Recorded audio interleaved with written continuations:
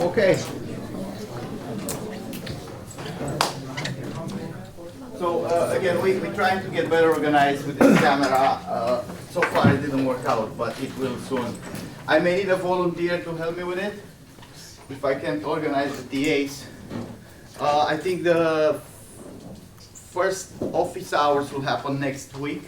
Although office hours will be organized, the main TA job is the grading. So you get to office hours, the TAs, it's mostly to discuss your homework and the grades you've got, okay?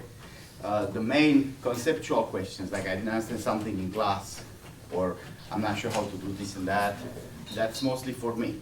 Office hours, I think, we didn't announce them yet the days, but I think they're gonna happen maybe Wednesday, and if we need more office hours, Friday, could be some on Monday. That is in a room in WVH where the computer science.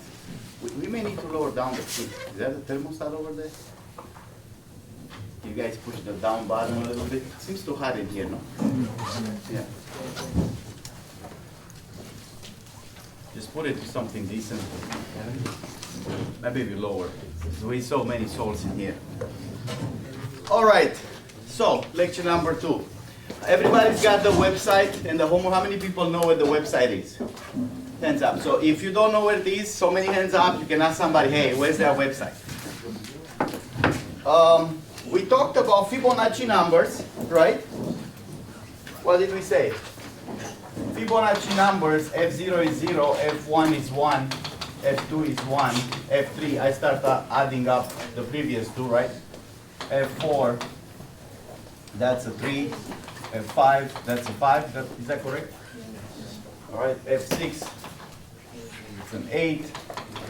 7 is a 13. F8 is a 21. Right? And we say, with some fancy mathematics last time, we were saying, hey, there is an actual formula that does this, right? So we looked at this equation, x squared equal x plus 1. This is all from last time. That means there's two roots of this equation. Phi squared equals phi plus 1, and c squared equals c plus 1. This, I think, was 1 plus square root of 5 by 2, and the other one was 1 minus square root of 5 by 2. And then we said, theorem, Fibonacci number is phi at n minus c at n divided by 3 minus c. And we proved this theorem by induction. Now, I do not expect you guys to necessarily know how to obtain a characteristic equation, that's what this is called, for a sequence, and how to solve these equations and that. But I do expect to know several things. If I give you a problem like this, I give you phi and c and say Fibonacci number is that, I expect you to be able to prove it by induction. Right? Base cases, induction step, all of that. Right? Because we think induction is something that you should have seen if you are a normal person, you've seen it in college. If you live in Eastern Europe, you see it in a 7th grade. Okay? So induction is one thing that we think is a prerequisite. If somebody gives you a formula, you should be able to deal with it.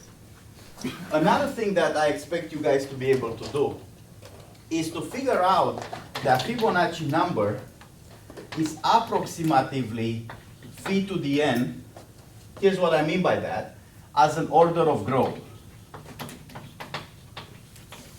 So I don't mean the exact number. I mean to say this is about 1.6 to the n. So another thing that we're going to need to do in this class, if somebody gives me a recurrence, so the definition of Fibonacci, by the way, if f0 is 0, f1 is 1, and fn plus 1 is fn plus fn minus 1. So if somebody gives me this definition, you're going to be required to figure out not the exact formula, but how big does it grow? And the moral of what we proved last time is that the growth, let me write this nicer, is about 1.6 to the n. Phi is not exactly 1.6, perhaps it's 1.6 0.15 or something like this. By the way, this is called the golden ratio, this phi. And I'm not going to ask you what's the exact value of phi, but I'm going to say if I give you a recurrence like this one or some other recurrences, I'm going to ask how does it grow? Is it like a linear function? Is it like a quadratic function? Is it exponential? If it's exponential, is it like 2 to the n or 3 to the n or 5 to the n or 1.6 to the n? Approximately how big does it grow when n grows big? Now all these functions go big when n goes big, because we're talking about monotonically increasing functions here, right?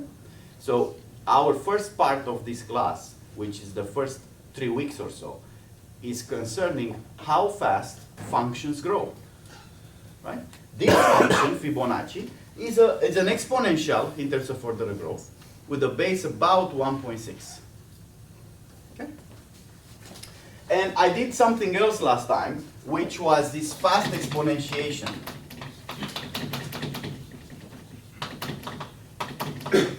That was saying the number of steps, the running time, in terms of number of multiplications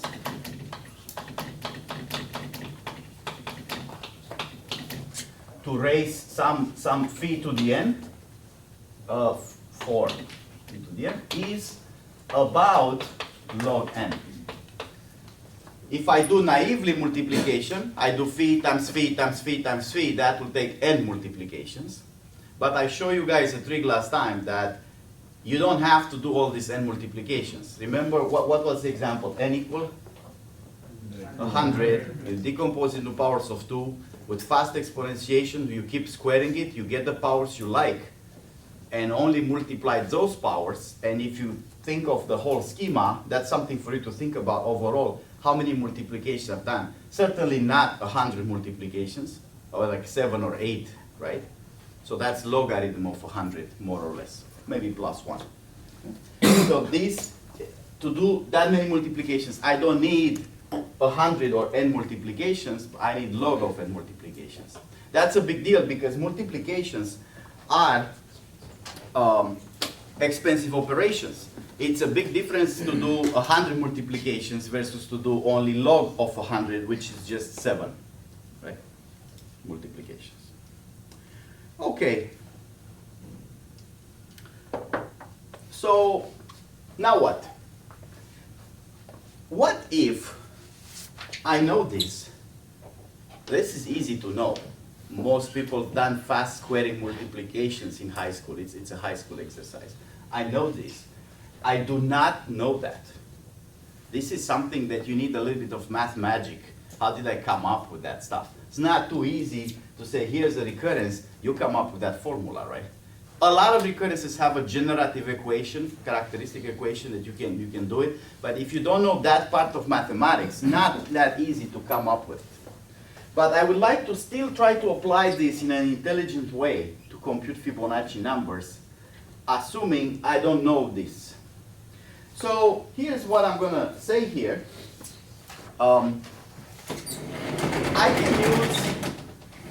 I can avoid this math a little bit if I use matrices instead. So here's how it's going to go. I'm going to consider this matrix M, matrix 1, 1, 1, 0. So we all know matrices have rows and columns, right? So this is 2 by 2. Matrices, of course, what I'm going to say, mathematically are very related to this equation, but in practice you can do something with matrices that's a lot easier than trying to figure that out. So I'm going to have a theorem here. That theorem says this matrix is related to Fibonacci numbers in the following way. This matrix, so everybody knows how to multiply two matrices? Let's do this first. 1, 1, 1, 0 times itself, 1, 1, 1, 0, right, because it's squared. So how do we multiply? The result, first of all, will be what? Square matrix, 2 by 2. So how do I get this element here, the first one? I take the row 1 by column 1. So how much is this? 1 times 1 plus, that's 2, right? How about this? This is row 1 times column 2. So this is 1, 1 times 1, 0. So what do I get? 1. This is row 2 times column 1. And this is row 2 times column 2. Right? Easy. In fact, maybe we should write that down. When we multiply C equal A times B, right? General speak, makes multiplication. Who is Cij in general? If I look at C and I pick one element in it, row I, column J, how do you do that? It's the sum over all k's that are the middle component between A and B, right? Of what?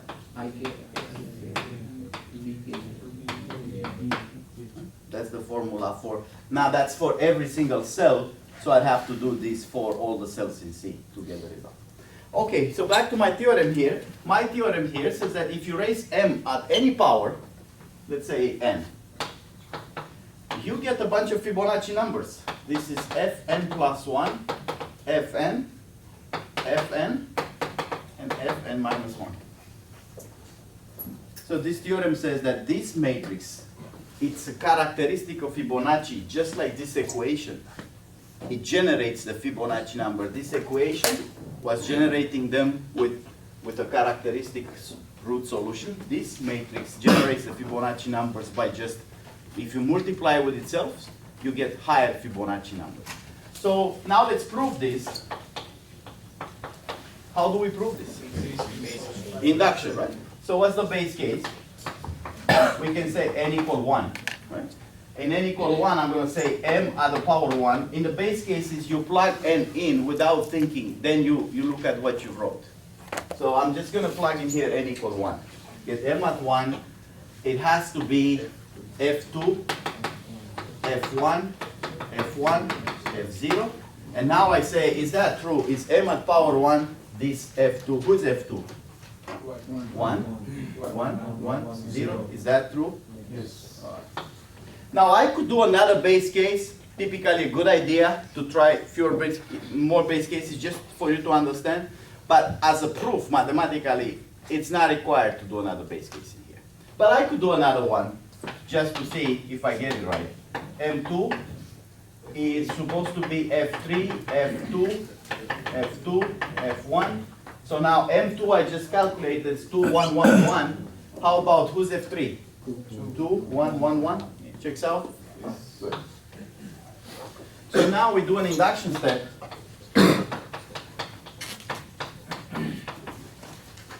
In induction steps, we first write down what we're proving, and then we make a proof. Okay? So you have to write down what is the induction step. The induction step from here is going to be from n to n plus 1. Simple induction. So that's going to say if mn is indeed this, fn plus 1, fn, fn, fn minus 1. That's the induction hypothesis, right? What I can use in my proof. Then, what? m at n plus 1 has to be fn plus 2, fn plus 1, fn plus 1, fn. This is the same statement written for n plus 1 instead of n. So now I haven't proved anything. I just stated what is it that I want to prove. This is a golden rule for all math classes and all algorithms. If you make a proof, before you make the proof, state what it is that you're proving. It may be obvious for you, but sometimes it's not. Sometimes you think it's obvious, but even for you it's not. But even if it's obvious for you, it's not obvious for the person who's reading it. What is it that you're proving here? As people start, I'm going to do this and that, and the reader is like, I'm not sure where you want to go with this, right? If you've ever been a grader, or if you're planning to be a grader or TA, you will see what I mean. When you get people stuff and you be like, I have no clue what this person's trying to even to do here. So you gotta state the induction step first. Now we stated it, how we make a proof. We're gonna start in here at mn plus 1. So mn plus 1 is of course mn times m, right? It's the previous power times one more matrix. Now I can use the induction hypothesis. I say, okay, m at n, I can use it's this stuff right here, right? So let's write that down. Fn plus 1, Fn, Fn, Fn minus 1 times m, which is 1, 1, 1, 0. Right? So I've used the induction hypothesis when I replace m at n with this matrix here. Okay, so now I do a simple matrix multiplication. I'm like, okay, how do I get this element? This is still a 2 by 2 matrix to multiply another 2 by 2. So row 1 times column 1 is Fn plus 1 plus Fn. Row 1 times column 2, Fn plus 1. Right, because this is 0 here. Row 2 times column 1, that is Fn plus Fn minus 1. And then row 2 times column 2 is just Fn. Now I have to apply the Fibonacci property, right? If I have two consecutive Fibonacci numbers and I'm adding them up, the result is the next one, right? So I'm going to say right here, well, what is that matrix actually? That's Fn plus 2, Fn plus 1, Fn plus Fn minus 1 is how much? Fn plus 1? Fn. Which proves my result, right? That's what I wanted to prove. So what did I do? I proved that m at power n is always this matrix. I got a few base cases and I've got it in the test. Good. But that offers a method of computing Fibonacci numbers, right? In effect, if somebody says compute a number, Fibonacci number f100, I can use it with this matrix, right? How do I do it? I start with this matrix. I raise it at some power. What power do I need to get f100 the first time? 99 will be good enough because I'm going to get 4 numbers and the top corner is f100. If my purpose is to get f100, I only need to go to 99, right? So this opens up this idea that says, okay, how can we compute Fibonacci numbers? So compute Fn as a function of n. N is a parameter. Right? My plan here conceptually would be compute m at n minus 1, right? It's a matrix. This is matrix multiplication. And then the number I'm looking for is like the top corner, top left corner of that matrix. Right? So I can return this. That's a plan.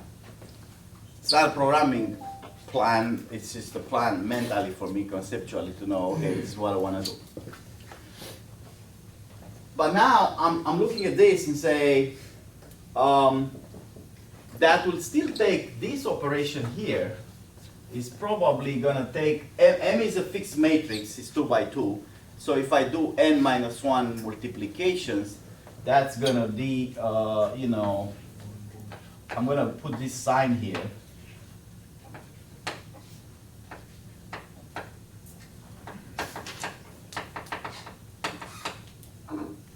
Multiplications. So what I mean by this is linear, and we're going to talk in about 20 minutes about what that means. But if I do it naively, I will have to multiply this matrix with itself n minus 1 times, right? Can I apply the trick with the fast squaring multiplications? Would that trick work for matrices too? Yes. So the trick in here, is to compute m at any power with the repeated squaring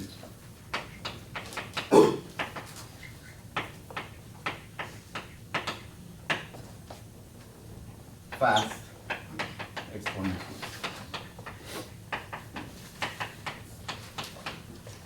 So I don't want to multiply m with itself 100 times. I want to decompose n minus 1 into powers of 2. Do the repeated squares, get the powers I want, and apply those powers like I did last time. Right? So that's another thing that you guys have to know. This repeated square fast exponentiation, how it works, even how to implement it, and the fact that it works for matrices like the same way it works for numbers. Of course, matrix multiplications involves more operations when you do one multiplication, but the idea of multiplying with itself has the same property with matrices like it has for numbers. And by the way, this is a critical operation in number theory. When people do modulo stuff, remember? Modulo, big numbers, that's how cryptographic system works. You're gonna need a lot of powers because RSA, for example, RSA relies on exponentiation of things. And those exponents could be very, very big. If I were to do RSA by multiplying stuff, that's in a modulo operation, but still requires multiplications. If I were to do linear multiplications, RSA will take forever. But if I do repeated squaring or some other tricks, number theory has more stuff that you can use in the modulo arithmetic. I could do RSA fast enough to be usable in practice. Okay, so that's my trick. But then I want to go a little bit further since I'm talking about matrices. I want to give you. So I'm done with Fibonacci now. You can say done. And then I'm saying, fine. So with repeated squaring, that's going to be about instead of linear, I'm going to write here theta of log n, which is logarithmic. Again, if you give me 20 minutes, I'll describe more formally what this theta means. For now, just think about, this requires about n operations, more or less. This requires about log n operations, more or less, in a very intuitive, common sense way. But now I want to move forward to matrices. Say, okay, you can do fast exponentiation, but how about just the basic operation? How about just multiplying two matrices together? How long would that take?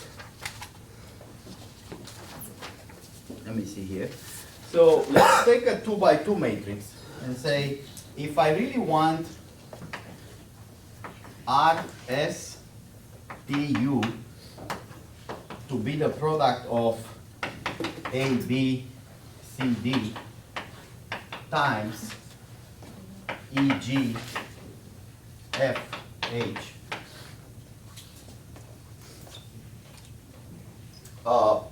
By now, we all know how this is going to go. Who is R? A, E, right, times B plus BF, right? So just right here, R is, for people who need a little bit of recap, AE plus BF, right? And the rest of them.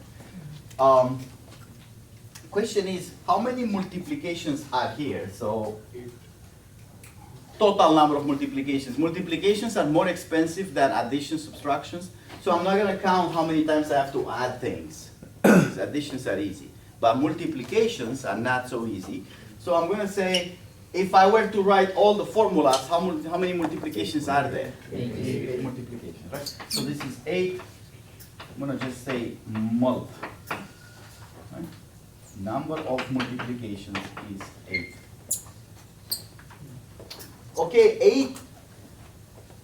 Where's 8 coming? 8 from? 8 comes from the fact that I have 4 cells, right? There's 4 cells times 2 multiplications each. Why do I have 4 cells? So it's 4 times 2, of course. But where's this 4 coming from? Why are there 4 cells? So look at the sizes. If this here is m times p, that's coming from m times n times, this is n times p, right? That's how matrices work. If this, for multiplication to work, the number of columns in the first matrix have to be equal to the number of rows in the second matrix. Because when I take a row and I multiply with a column, it has to have the same number of values, right? So now it's m times p. It comes as the result of n times n times n times p, right? So this is actually that m times n times p, right? If you think about it, who was this for? This was m times p, right? And who is this 2? 2 is the n inside. Everyone, when I do here, the reason I have 2 multiplications, this is because this n is 2. Right? So again, 4 means this 4 is m times p, while this 2 is n equal 2. You can see this better. In here, this is not a good example because m, n, and p are all 2. But if you do it where this is 4 times 6 and the 2, the n is 2, you'll see that you need so many cells, and each cell relies on a computation that relates on what the internal n is, the middle one. Right? How many people with me so far? Good. Okay, multiplications. Can you do it faster than with 8 multiplications? Is there a way to do this not with 8? So now I'm back to 2 by 2 by 2. Maybe later we move to n by p, general case matrices. But for 2 by 2 by 2, can I avoid doing 8 multiplications? Is there a way to produce R, S, T, and U, not with 8 multiplications, but with fewer than 8? Of course, with more than 8, we don't care. We are an algorithms class. We want to do fewer than 8 multiplications. 8 is the obvious way to do it. For I equal, 1 to m, for j equal 1 to p, then Cij, what was it? There's another for loop, right? So this would be for I equal 1 to m. You don't have to write this, I'm sure you've seen it before. For j equal 1 to, I have there p, right? And then for k equal 1 to n, that's the middle thingy. I guess I have to initialize first here, Cij equals 0, right? And then I say for k equal 1 to n, what? Cij is Cij plus Aik times bkj, right? So that's a for loop here that computes one cell. This is the whole row, and now this is the whole matrix. And that's where I get n times p times n operations, because each one of those, it's a multiplication here. I'm not counting additions. I said additions are cheap, I'm not counting. Fine. Back to this. Can you do it faster than 8? So some smart guy, Strassen, figured that out. He said, look, I can do only 7 multiplications, not 8. Huh? Let's see. So how this guy Strassen proposed to do this? Let's see if it's right. He says the following. Compute the following values.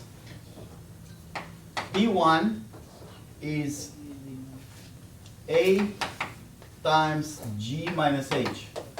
It's gonna look like magic. It looks like magic to me. I have no clue how he came up with this, but he did. And then we only have to verify if it's correct. So these are intermediary values, okay? P2 is A plus B times H. P3 is C plus D times E. This times. P4 is D times F minus E. P5 is A plus D times E plus H. P6 is B minus D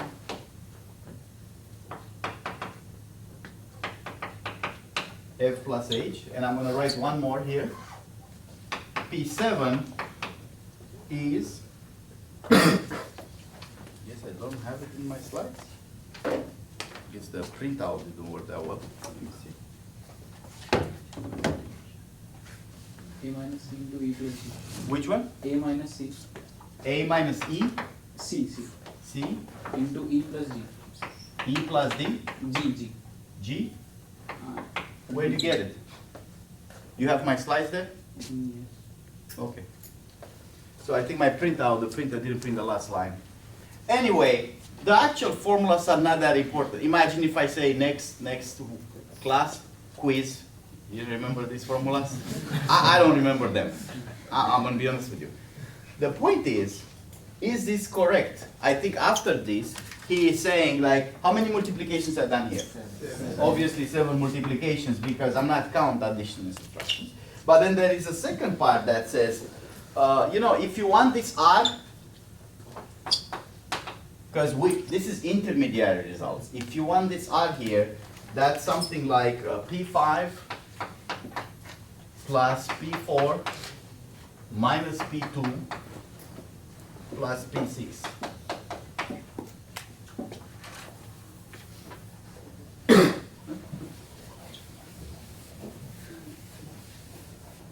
And then if you want S, that is P1 plus P2. If you want T, because that's what we actually need to compute, T is P3 plus P4. And U, the last one, is P5 plus P1 minus P3 minus P7. Well, let's verify one of them to see if it makes any sense. I'll do this one, it's easier. Who's P1 plus P2? So set my intermediary steps. So this is going to be A, G minus AH plus who's P2? AH plus BH.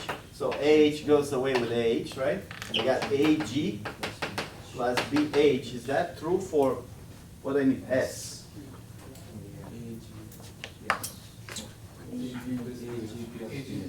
AG plus BH is the correct? Yes. Multiply this times this, right? A times G, B times H, right? So you could verify that if you do all these things, you get the right answers. And how many multiplications I've done total? 7 multiplications. Smart guy. Again, multiplications are so much more expensive than addition or subtractions. Then 7 versus 8 will be good, even though I do an additional 1, 2, 3, 4, 5, 6, 7, 8, 9, 10, 11 additions. 11 additions will still be less than a multiplication. Cool, right? Okay, now comes the part. What is it that we're trying to achieve today? So we want to talk about matrices, of course. Let me put it here. Matrices. Multiplication. We want to talk about order notation, maybe later.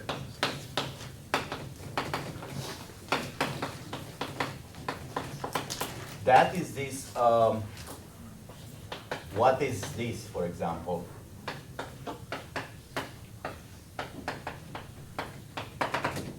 So on and so forth. But we also want to talk, I want to introduce today the concept of a recurrence. Which we already did, I think, last time. We talked about how you can do Fibonacci with a, Fibonacci is a mathematical recurrence, right? And many things in mathematics are defined with recursively. And I'm sure you wrote programs that act recursively. You call the same function, right, itself. But conceptually, algorithmically, recurrences are slightly, different than that. So this is the first recurrence that we're going to see right here. They come up very naturally in computer science, in particular related to algorithms, because computer science works by divide and conquer. Breaking stuff into parts, solve the parts, put the result back together. Most of computer science works like that. So in here, what I want to do is to say, okay, this guy Strassen figure out to do 7 multiplications instead of 8. Nice. But that's only for 2 by 2 matrices. What if I have big matrices? So I'm moving away from Fibonacci numbers now. For Fibonacci numbers, I only need matrices 2 by 2, right? But what if I have the general problem of multiplying matrices? if I look in here, what's the running time for multiplying matrices? Run time. M times N times P, right? Yeah. Now let's assume they're all the same size, like they're all square of size N. What's this going to be? So N cubed, if they all matrices square matrices. Sometimes we worry about only square matrices, so it's N cubed, right? Can I do something with this algorithm? So okay, I want something less than N cubed for multiplying general square matrices. So now I'm in the computer science realm. I'm moving from mathematics towards definitely computer science and algorithms. So I'm looking at these matrices saying, now let's imagine A, B, C, D are not numbers, but they are chunk of matrices. So if this right here is the size of it, say M equal N equal P. So I'm going to say square matrices. I have M equal N equal P. So I'm just going to use N from now on because I deal with square matrices. But I have, say, an example, N equal, I just pick 64. Nice power of 2 number. If N is 64, all those matrices are 64 by 64, right? How much will be A? What is A in that case? If this whole thing is 64 by 64, so 64 by 64, then how much is A? This is effectively now, A is a matrix, 32 by 32, right? So I could say this is 32 by 32. Visually, if you think of a matrix as a piece of paper, and at 64, like square inches by 64 inches or something, if you cut it 32 by 32, that makes sense. But how about the multiplications? Can I do the same? Can I just do everything Strassen did here for 2, say, wait a minute. Now A is not a number, A is a matrix, it's 32 by 32. Can I do this? What's going to prevent me to do G minus H is that G is a 32 by 32 matrix. Can I take H out of it? Can I subtract 2 matrices that are the same size? No? Yes? Yes. Right? Do we know how to subtract 2 matrices? Take the 2 matrices, they have to be the same size, and do that minus that. Every element is not like multiplication with row 1 times column 1. Is every element subtracts the corresponding element, right? So I can do this. Can I multiply now with the matrix that is 32 by 32? Yes. Can I do all these operations? Can I do these operations? Then who's going to be P? If I do this now, A, G, H are not numbers, are matrices. This is going to be a matrix, right? Matrix, matrix, matrix. Can I now do this? Yes. What would be the size of P? 32. Now what's the size of this? 32. So now R, S, T, and U are 32 by 32. Can I put them back in and get a matrix? Yes. Would that be the correct matrix? That's something that you have to verify at home. That I can do these calculations.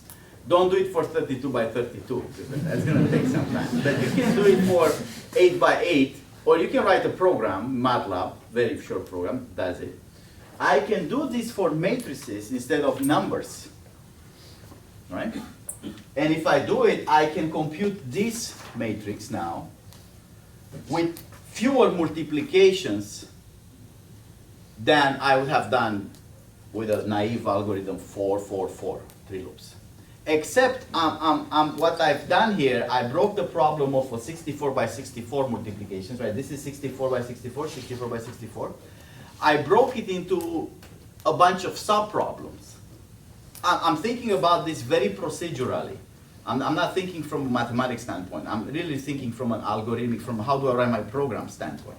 I'm saying, okay, if somebody gives me a 64 by 64 matrix, how do I go by 2 matrices? Sorry, I have 2 matrices and I want to multiply them, right? How do I go by doing that? Well, I break this into 4 matrices. I break this into 4 matrices. right? And I'm going to do this stuff here, right? So my algorithm for multiplication matrices now is what?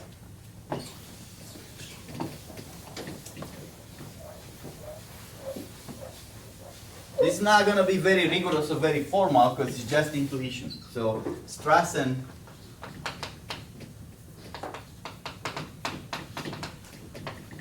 matrix multiplication. I'm going to get these matrices. I'm going to multiply A, B, C, D, that's given, times E, G, F, H. That's the input. I get two matrices. Let's say they're 64 by 64. And I want to do this. And of course, my plan is to produce the output, right? So how is this procedure going to go? This procedure is going to try to do this, but not for numbers, for matrices. So it's going to say, okay, compute P1, P2, P3. Now those will be matrices all the way to P7. That's step one, right?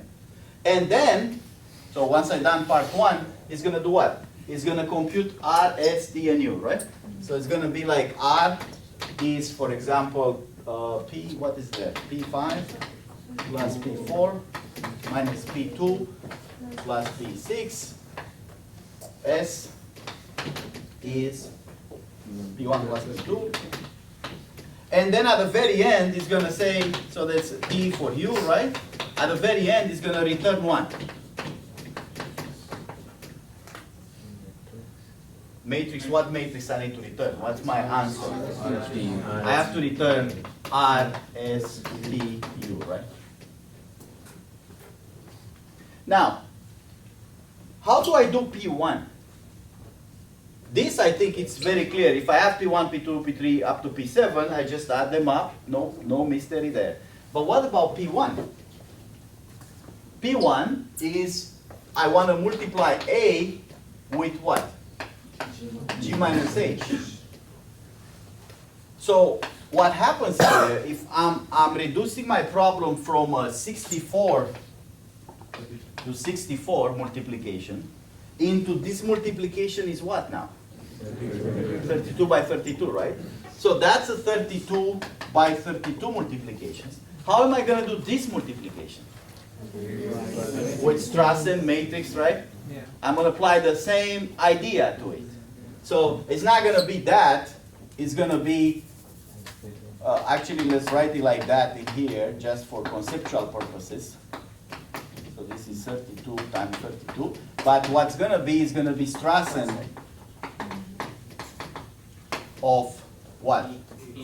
A and G minus H. And similarly, P3 here is going to be what? Strassen of C plus D versus E. Right?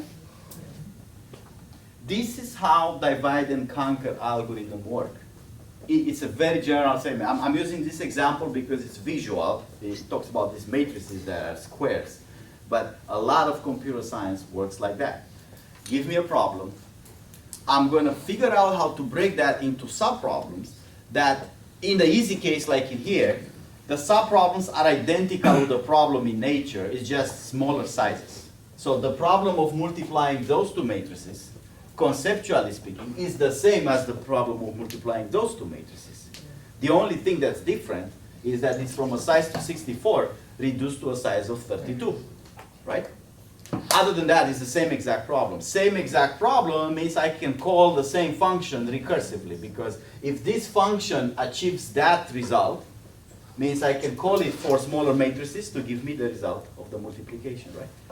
So mathematically or theoretically thinking, think of this as an abstract notion first, Strassen. That's how you learn functional programming, right? It's an abstraction. It computes the result. Now assume it does that. You don't know how to do it, right? You don't know how to do matrix multiplication, but somebody tells you Strassen will do that for you. Then you say, if Strassen does that for me, well, call it for smaller inputs to give me the subproblems, right? And once I have this subproblem solved, I have to have a way of combining the results from these subproblems to get the result I want for the main problem. This effectively is divide and conquer. So this is the divide part, and this is the conquer part. Right?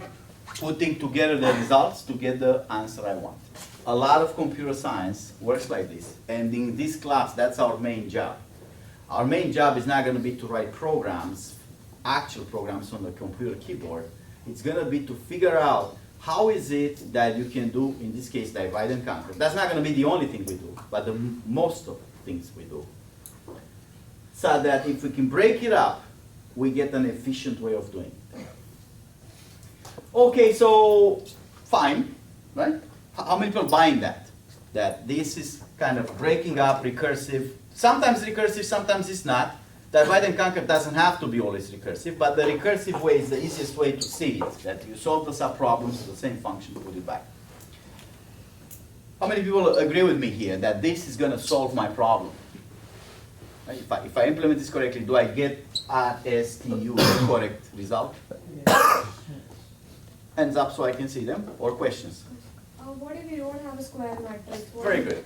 So there is a detailed implementation. If we think of ourselves as mathematicians, we say, details, let the engineering people deal with it. But if you think of yourselves as engineers, you actually have to do it. Somebody like Virgil, your boss, tells you, hey, do it, because I show you how to do it. It should be easy, right? And you go ahead and say, my matrix is not 64 by 64. It's 50 by 50. What happens if it's 50 by 50 when I break it up? The first part works, but then 25 by 25?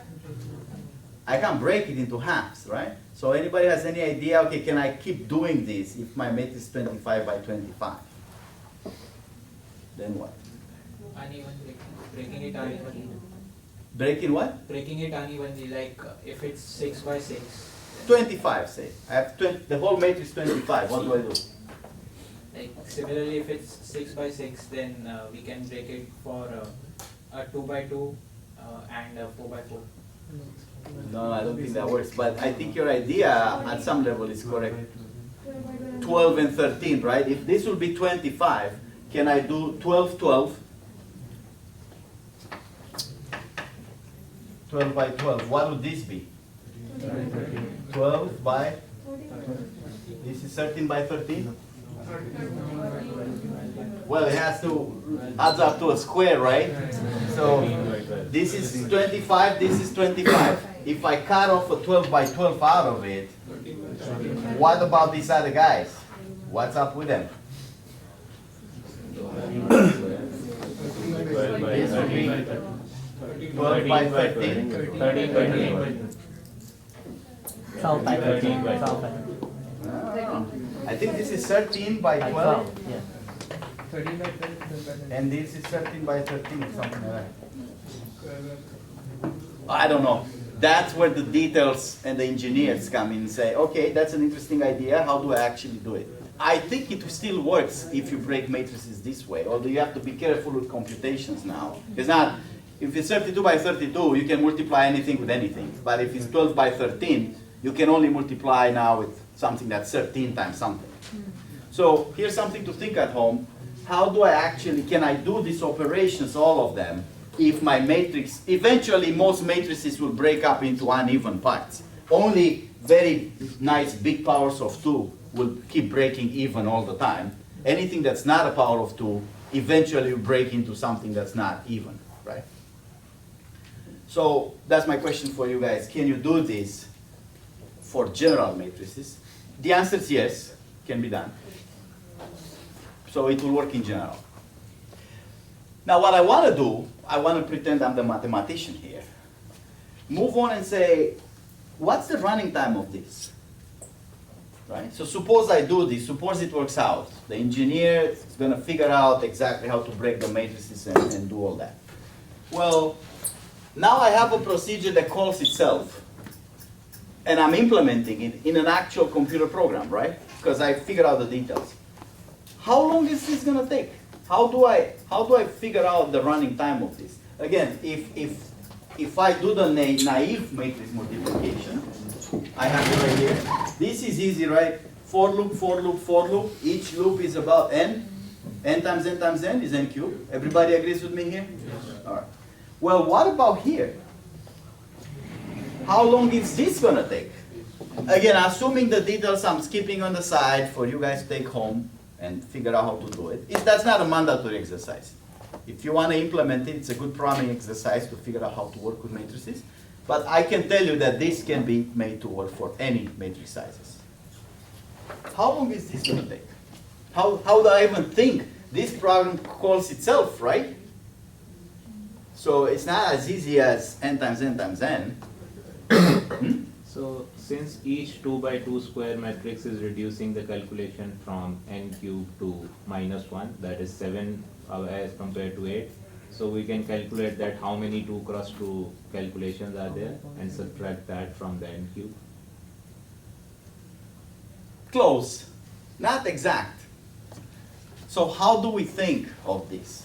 Number of This is going to be a recurrence mathematically because it calls itself. Right? So the right way to think about recurrences, and actually a lot of computer science problems, is to think a little bit from the end, not from the beginning. Like the beginning is this is how the program goes. The end is to say, how about we say, I'm going to say this whole procedure, so Strassen of size n times n, I'm just going to say this is size n now, n is 64 for me. Let's suppose the running time for that, we're going to call it T of n. So the runtime is T of n. That is, we don't know what T of n is. But we're going to say, when we run Strassen for an input n times n, it's going to take T of n time. We don't know T, we're only saying that Strassen will take the same amount of time for any n by n matrix. In other words, the value of the matrix don't affect the runtime, only the size of the matrix. Can I say that? Can I say that the number of multiplications made here is not related to the actual values, what's in the matrix. It's related to how big the matrices are. Yes. Right? So by runtime in here, I actually mean number of multiplications. I'm still in that world where I say I don't count addition, subtractions, they're easy. I count multiplications only. So I'm counting my running time, which is not exact running time, but CPU will take some time to do additions. But I'm only counting multiplications. This is a fundamental concept for week 1 in algorithms.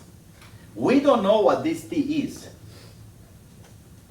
But we're saying, for any input of a certain size, n equals 64, there is a T of 64 running time, which I don't know what it is, but it's a value. So in other words, we're saying, if this is 64 by 64, that's T of 64, I want to emphasize, for any matrix values. So in other words, whatever we put in those matrices, 64 by 64, it won't matter in terms of the running time, because multiplications would work the same way, whatever the values are. What really matters here is the size. So in other words, if this is now, say, 128 by 128, this will be T of 128. And this is 100 by 100. Again, assuming the engineer figures out how to do matrices that are not powered, this will be T of 100, right? So I'm going to say this. There is a T of n, and every time you call Strassen, assuming you manage to implement it somehow, every time you call it for n by n matrices, that's how many multiplications is going to make. Do we buy this? Yeah. Okay, now I want to write some sort of relation in T that allows, I want to describe this procedure here in terms of T. I don't know who T is yet. I'm going to get there, that's my plan. But I thought backwards, I thought there is a T that does this, the function. Now T is a mathematical function. Of course it's going to be increasing, right? The n is bigger, it's going to make more multiplications. I expect a monotonic function here.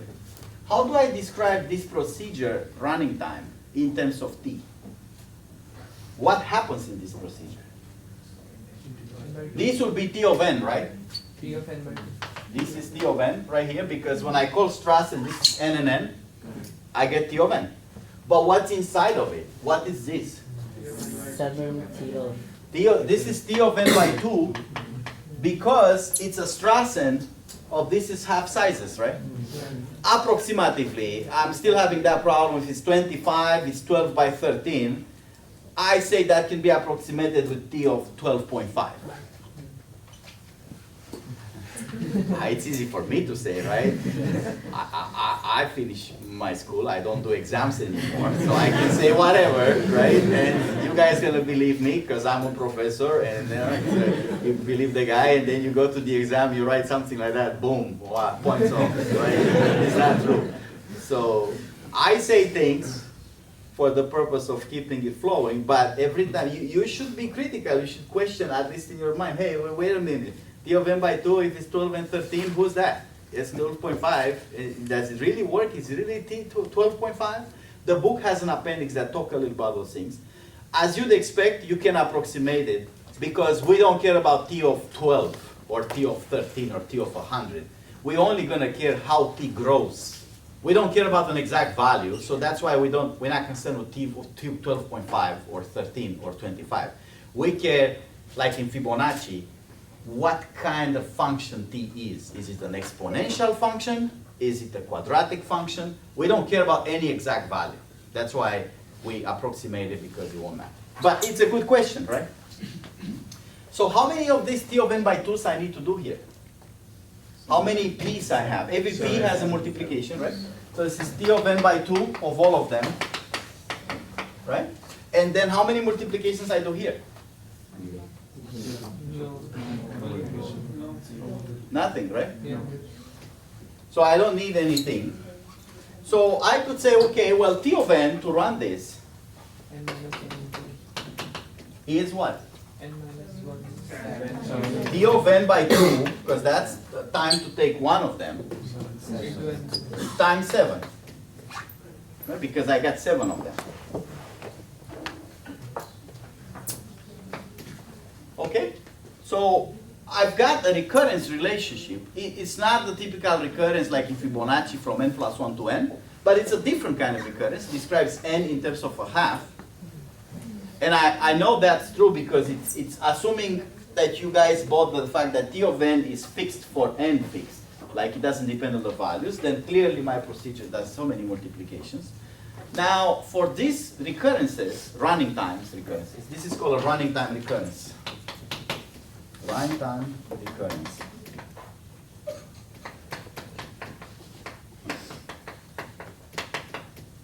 We don't care about the exact values. Very rarely, I'm gonna give you a problem that's like Fibonacci.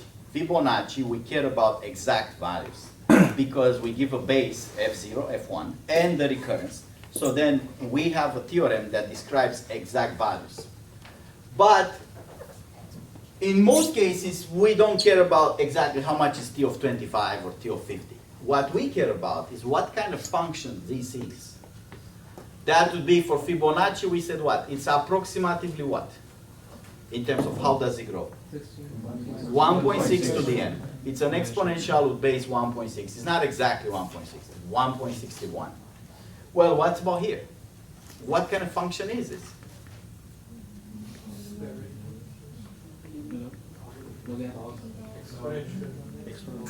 Exponential? If it's exponential, it will be longer than this. I don't know if you guys know, but we're going to know by next week. Any exponential with a base bigger than 1, even 1.00001 base, will be eventually bigger than n cubed. That wouldn't make sense, right? I spend an hour of your time here to just show you something that's slower than n cubed.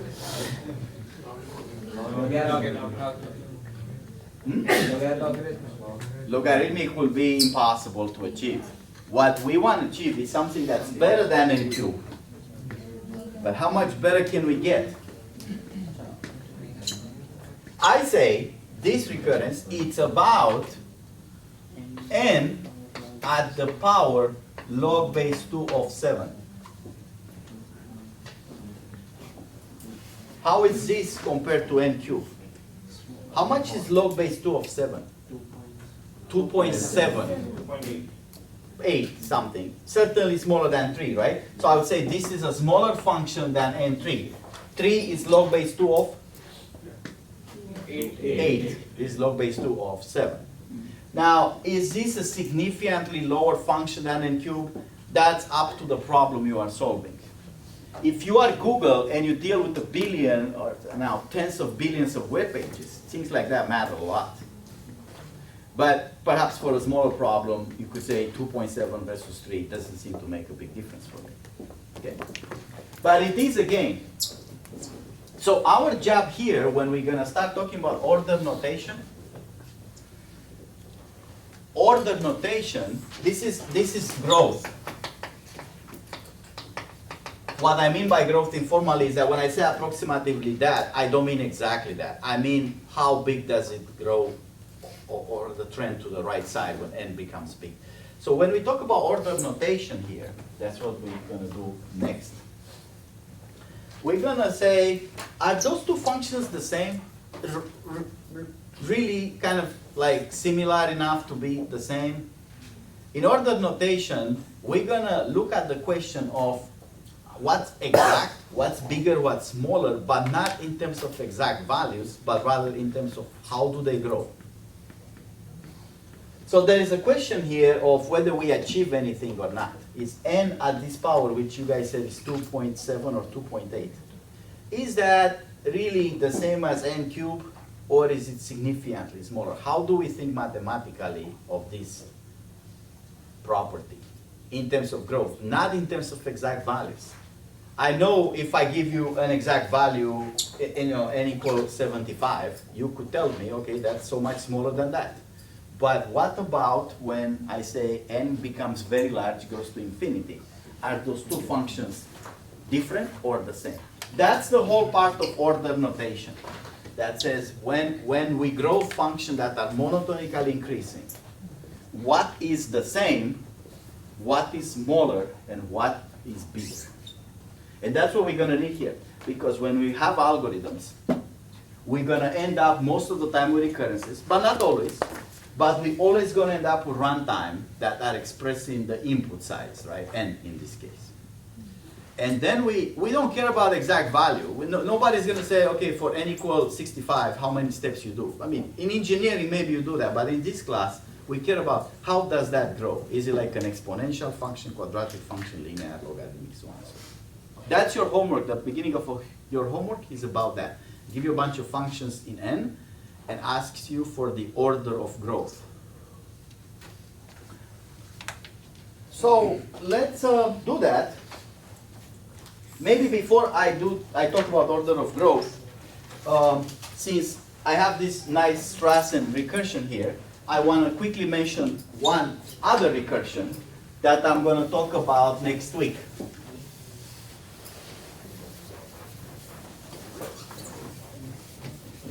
Simply because it's so related to recursion in the same way as Strassen. I'm going to talk about merge sort. How many people here are familiar with how merge sort actually works, what it does internally? Okay, so let's see, merge sort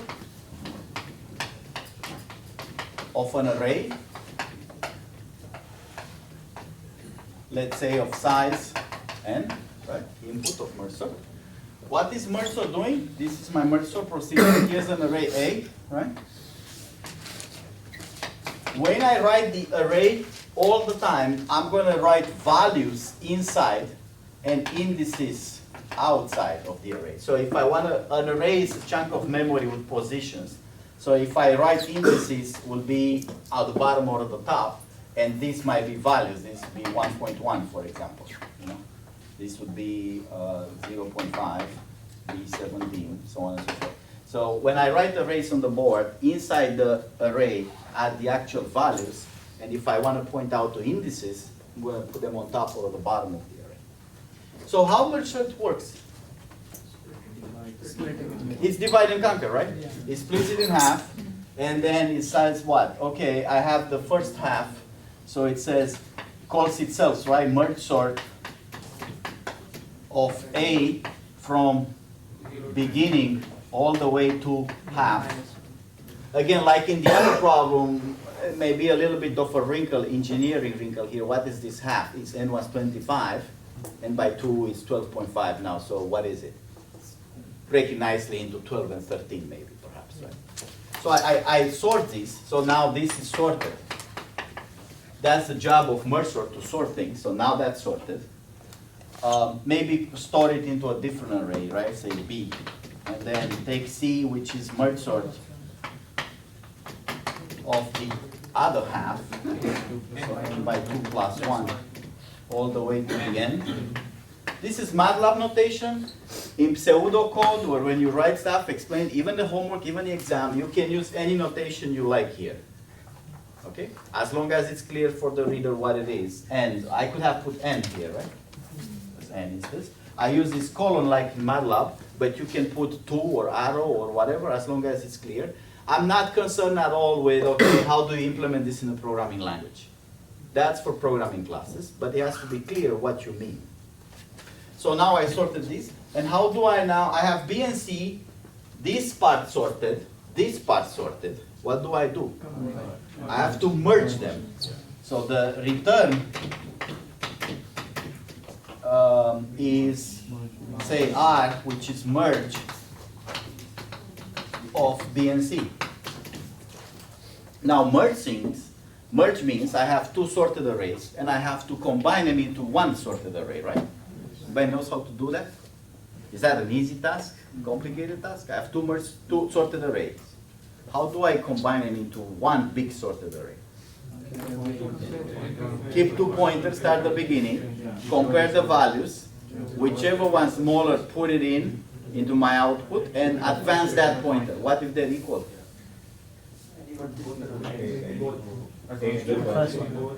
I can still choose one of them, put it in, and advance the pointer, or I can put both of them and advance both pointers. All right. So now this is a recursive procedure, just like before the Strassen one for matrices. Suppose the running time of it is n. Again, I'm making the same assumption like with Strassen, that whatever this does, the number of operations, it's purely a function of the input size n, not the actual values in the array. You can give it a different array, different values, but the same size. The number of steps it's going to take to finish is still some function of n only, which I don't know the function, T of n, but I'm saying for any array of size n, this procedure is going to take some fixed number of operations as long as n doesn't change. Because the actual value is not going to influence how many operations you do. Only n is going to influence how many operations. That's why I say there's a T of n. So now, what happened here? This is going to take T of n by 2. This is going to take. And this is going to take something. Now I'm counting all the steps.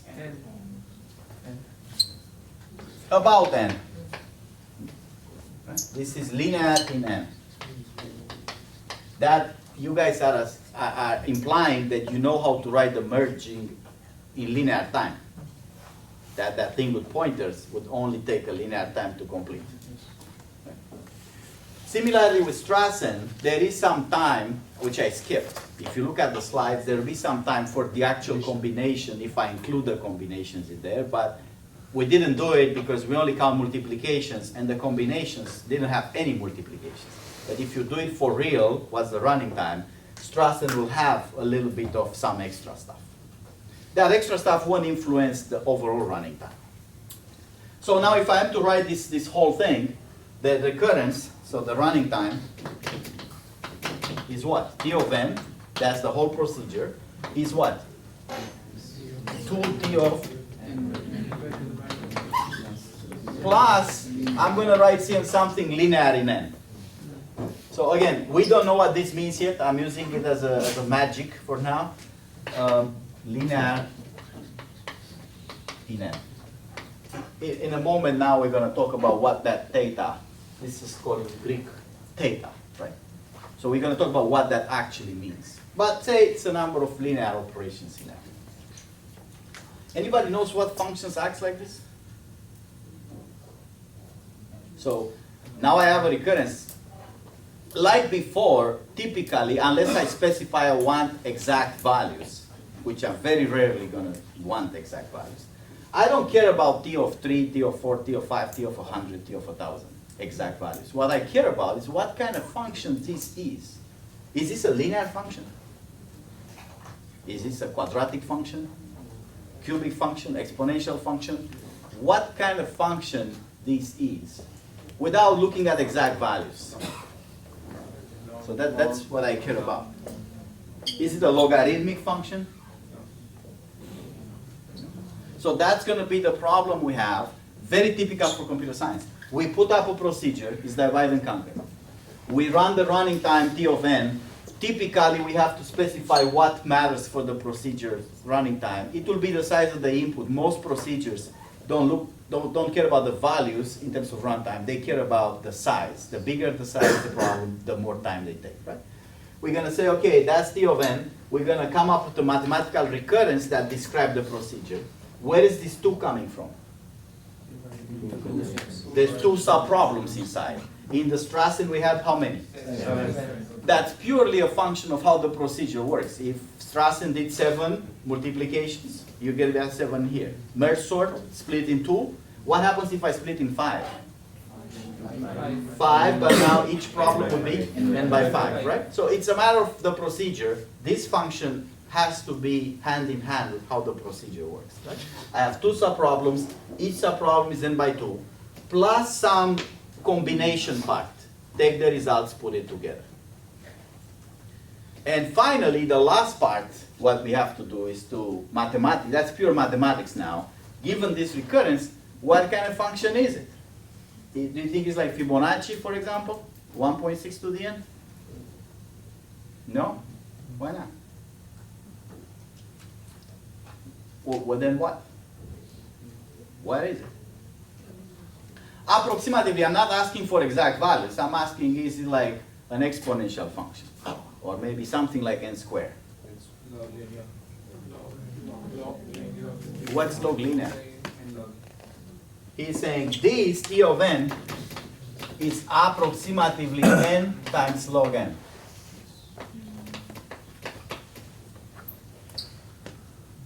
Maybe, right? So how this goes, it's a subject that we're going to attack next week.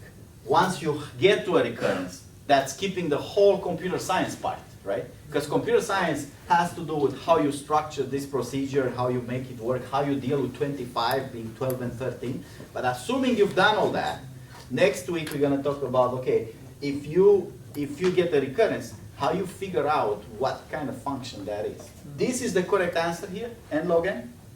With some constants, maybe n log n times something, but we don't care about that because the order of growth, how big it grows, it's n log n. So we're going to solve these problems next time. Get to a recurrence, solve the recurrence to get a function. For now, I want to formalize a little bit this order notation. So when we say phi or o, or there's some more Greek letters in there, we all mean the same thing by them.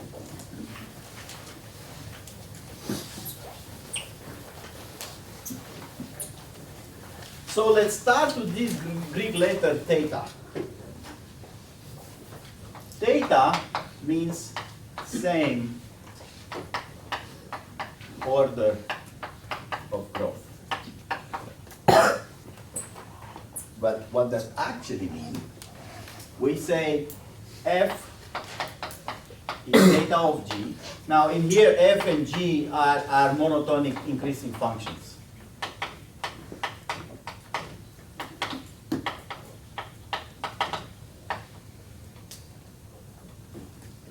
So f might be something like, I'll give an example in a second.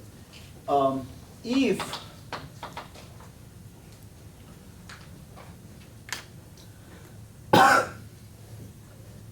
let's say first in common sense English, there's a constant ratio. So they are within, if f, g are within constants of each other.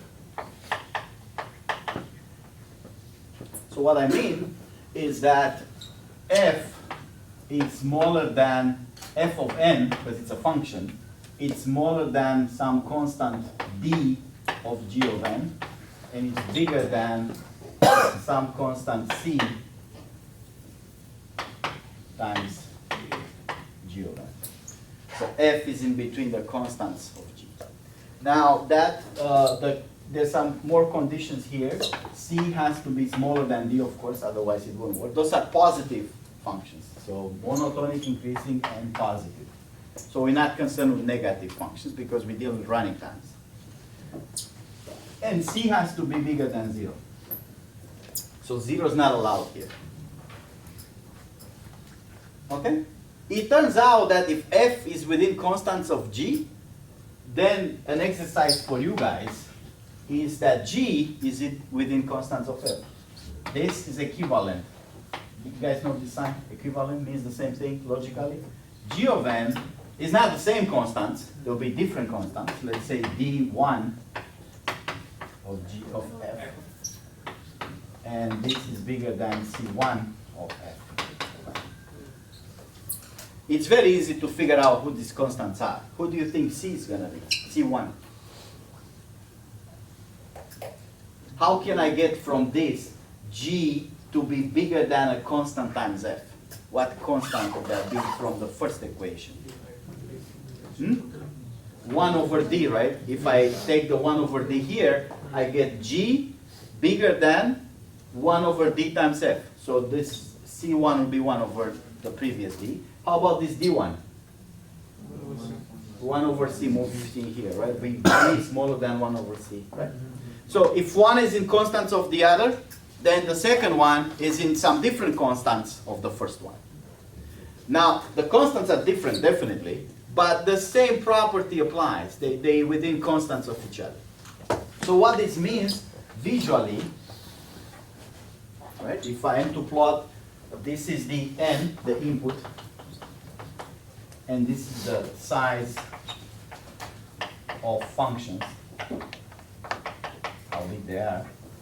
What this means is that here's f, this here is f times, or say we say g. This is g times d times g. And there's the same function g multiplied with a smaller constant. This is c times g. So I plot this and this. What this means is what?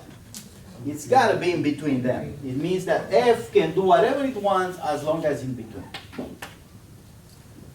So visually, it says there are two constants c and d. One is the lower bound. You can say this is lower bound. And this g is the upper bound.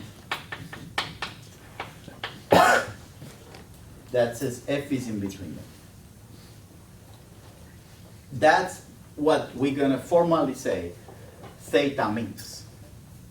So theta of n or of log n or something means like something. When I say here theta of n, I mean it's within constants of n. Any constants you like. C and D, typically you can pick whatever you want.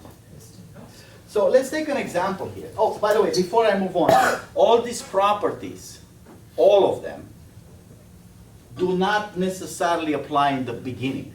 This is 0, right? Because it's from 0 to infinity, the n. We only talk about positive side. We don't care about n equal minus 1. We're going to allow all this property to not be true in the beginning. To say, okay, in the beginning maybe it's not true. It goes up and down. But at some point it becomes true. So when we talk about order of growth, all the properties that I'm going to talk about today, we allow the beginning to do whatever it wants. In fact, we're not concerned with the beginning. We're not going to care about what happens at 0, 1, 2, 3, up to some n0. So we're going to say, mathematically speaking, this property has to be true starting at some point n0. So we're going to say starts the property here, this starts at sum n0. And that is true for all these properties I'm going to talk about today. We only care for them happening starting at some point. The beginning could be whatever, we don't care, right?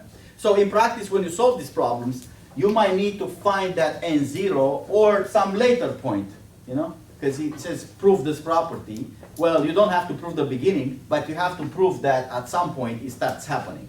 You can choose whatever point you like. That's not a question of, okay, it starts at 57, but you only prove it starting at 300. That's okay. We don't care if you prove it at 300 when in fact it's true earlier than 300, as long as you prove it from some point further. But it's important to realize one thing. Once you declare the beginning is whatever smaller than 300, it has to absolutely happen further. So while we are very lenient to the beginning, we say in the beginning it jumps up and down, that's okay. We are not lenient to after the n0. So if it happens to, go a little bit up here, that's no good. It has to be mathematically rigorous, exact. So it's not like, okay, one time, an exception, well, it's not a big deal, right? No. If it's one time, what's the solution? It's just an exception, one time. Shifting and shifting. Shift the n0 to pass it into, like, okay, if it's just one time, put the n0 here then, right? The problem you're going to have is not really just one time. It actually keeps repeating, and then wherever you move n0, it just will elude you, you know? So that may be a little bit of a thing. If you prove those things, you have to prove them at some point further. The point is up to you. You can pick 3 million if you want. Okay. So I want to take an example here. Let me delete this. And say, in terms of linear functions, can I say f here is 2.5n and g is 0.01n? Those are just coefficients. Right? They're both linear functions, because something. Can I say f is theta of g? Is f within constants of g? Yes. You can try to figure out what constants you need. Constants and n0 have this nice property that you can choose them. C and D and n0, you can pick anything you like. The problem with constants is that you can only pick them once. That's why they're constants. If you start changing the constants, it means you're not picking them. They're not constants anymore. You can choose any constants you want as long as once you choose them, they never move. Okay, so that is true. How about f equal n squared and g equal 2n squared? Can I find some constants? Can I say n squared is definitely some constant of 2n squared? I can pick what constant here? 1. And it's bigger than some other constant times 2n squared. What constant can I pick? 1/2 maybe? Huh? Okay. How about f is n, let's say 100n, and g is 0.01n squared? Suppose I try to do this. Suppose this doesn't work. No. So suppose I want to say, okay, f, which is 100n, is smaller than some constant times 0.01n squared, but bigger than some other constant, c times 0.01n squared, right? That's what I want. I can pick the starting point. I can pick c and d in the starting point. One of these I can make work. Which one? The right one I can make work. Even though this constant 100 is a lot bigger than 0.01, n squared will eventually dominate the n. So whatever the constants are here, millions, billions, trillions, it won't matter. Eventually n squared will be bigger. And I can see that by dividing by n here, just this part. If I divide by n, I get what? I need 100 to be smaller than d times 0.01 times n, right? Whatever d I pick, it doesn't even matter. I can pick a random d equal 3.5. Eventually, this n will be big enough to beat 100 times anything, right? So that's not a problem. This I can do. How about this part? What I want here is something, again, I can divide by n, right? This is 0 times 0.0, c times 0.01 times n has to be smaller than 100. That's the same as saying, let's move everything on the other hand. N is smaller than 100 times another 100, right? That's 10,000 times 1 over c, maybe.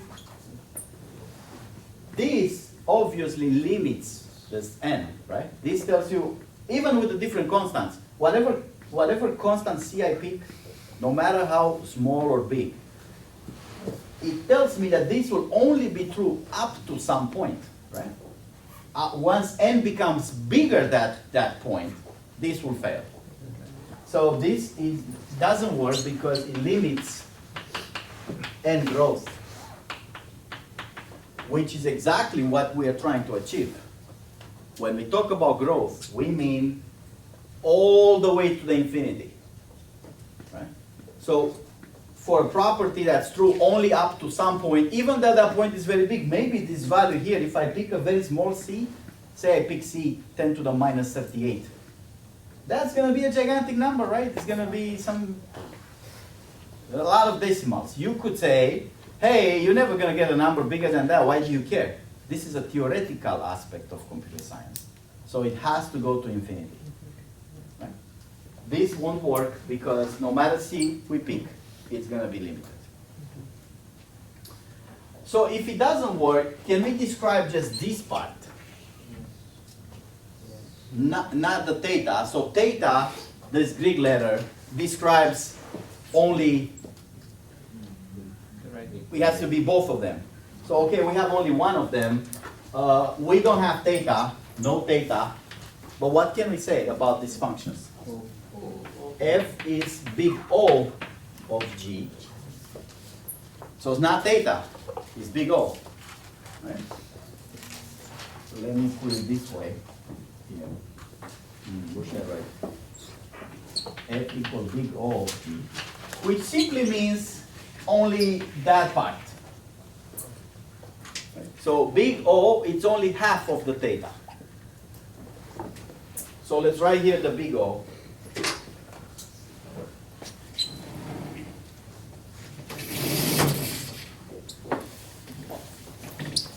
How do we write big O? I wanna write it kind of like that. So big O. We only write O, but we read it as big O. When we write on the board, we say O, but when we read it, it's big O of something. Right? So I'm gonna do the same thing. F is big O of G if F is upper bounded by some constant d times g. Upper bounded, we say in informal computer science, this means f is not bigger than g, or f is at most g. And this here means fg are same as growth. They're not the same function, but they grow the same way. This says f doesn't grow bigger than g. So what would be the equation here? There is a constant bigger than 0, and f of n is smaller than d times g. Like before, it doesn't matter what happens in the beginning. There's an n0 where stuff needs to start happening. So if I'm to plot this thing here, right, what do I get? I get the upper bound, d times g, and f has to be below it. But in the beginning, it can do funny things. beginning could be anything, but at some point it starts being below, but it could be doing anything here. Below means below. It doesn't have to be close to D at all. It's just below it, right?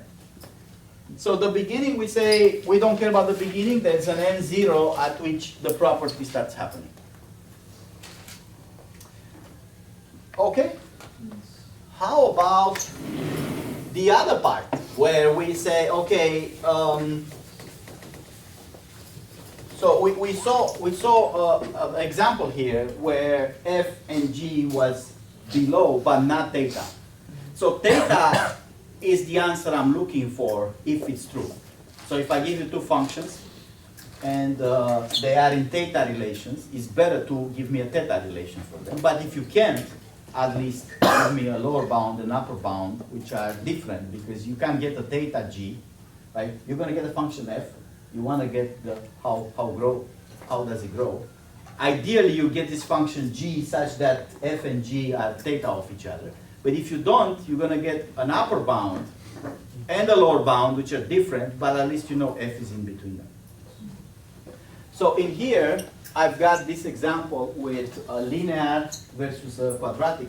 How about if f is linear n, or 3n, that's still linear, and g is n log n?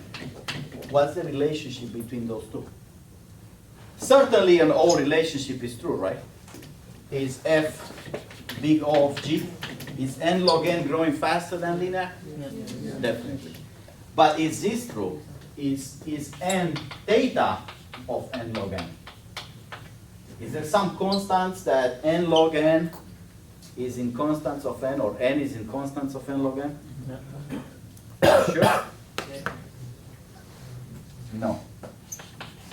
The part that will not work is to say n log n has to be smaller than a constant times n. No matter what constant you pick, you divide by n, log n, it has to be smaller than that constant, but log n goes to infinity, so eventually whatever constant you pick, log n is going to beat that constant. Okay? How about the other side, the smaller than part? So I have a function that's n log n, for example, and another function that's g of n. What is f as a function of g? It's not O, it's not theta.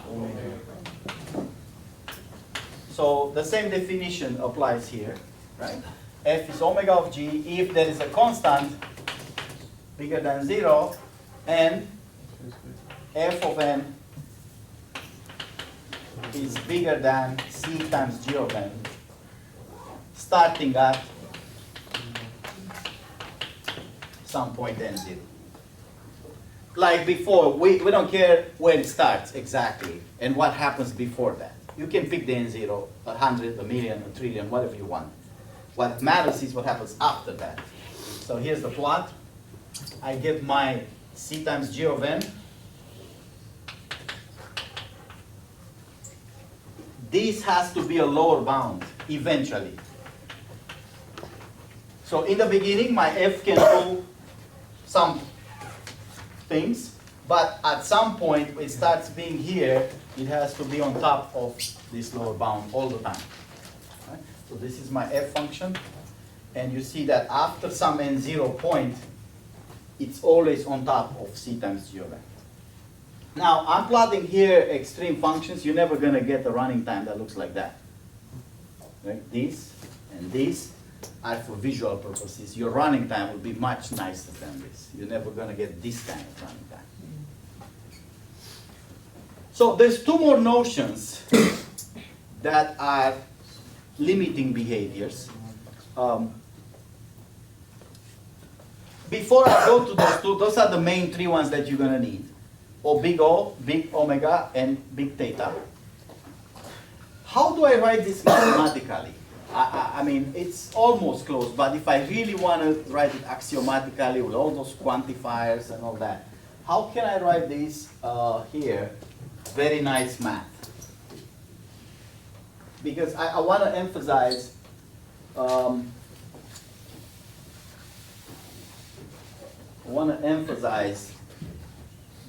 how to think mathematically of this formula. It's not going to be critical for us.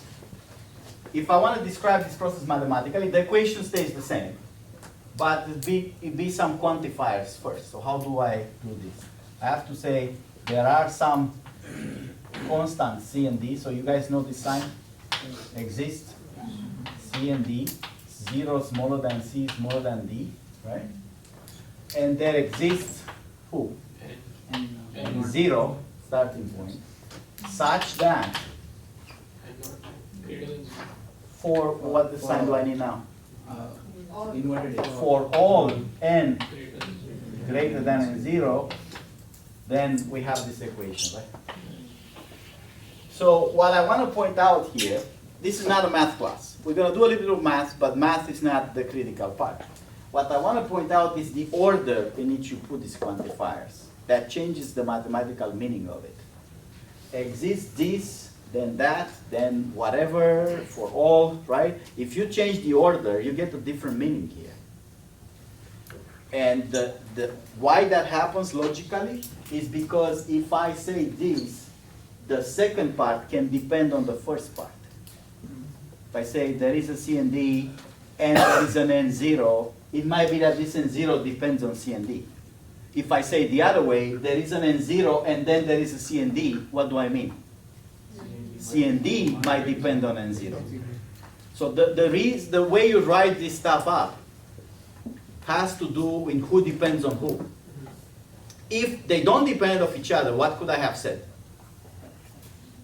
If I say, okay, N0 does not depend on C and D.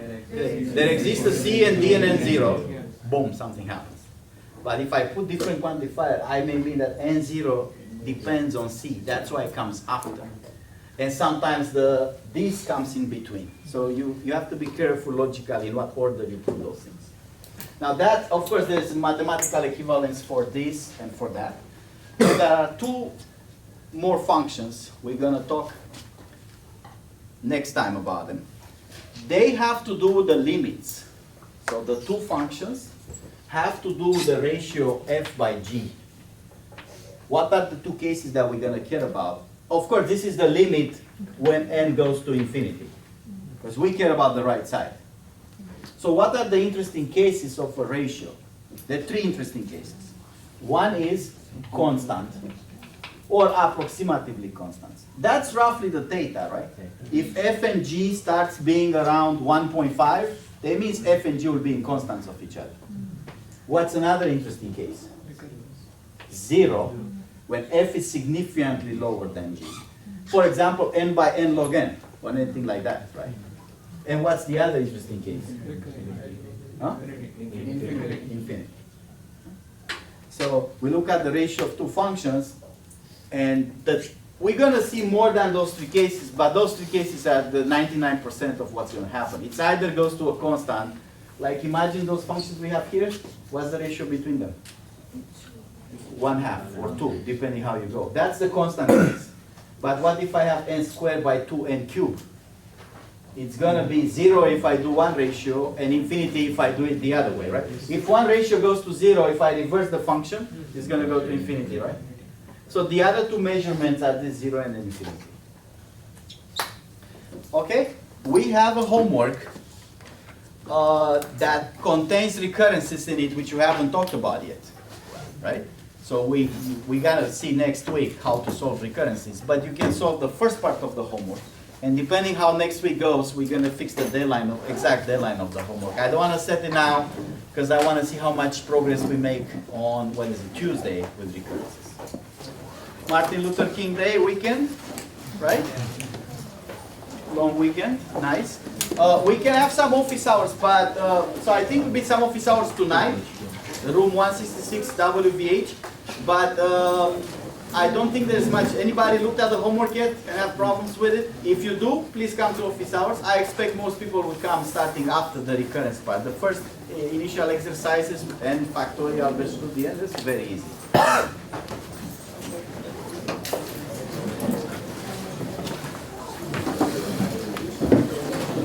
Let me shut down the camera first. All right. So there's a button there that I want to press.